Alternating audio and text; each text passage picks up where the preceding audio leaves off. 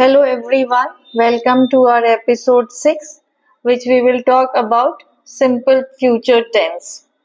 Simple future tense is very simple, as in इसका मतलब क्या हुआ, आगे करने वाले हैं या हम क्या करेंगे. इसमें क्या होता है कि we just add the word will.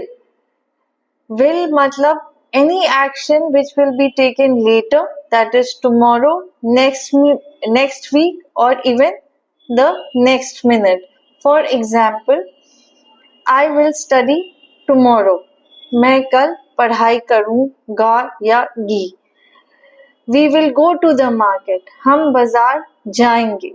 तो क्या हुआ, हम आगे क्या होने वाला है उसके बारे में बात कर रहे हैं. सेंटेंस स्ट्रक्चर क्या हो जाएगा, subject plus will plus verb plus object. Example, I will eat lunch. In the comments below, you can write 2-3 sentences framing using the word will and framing simple future sentence.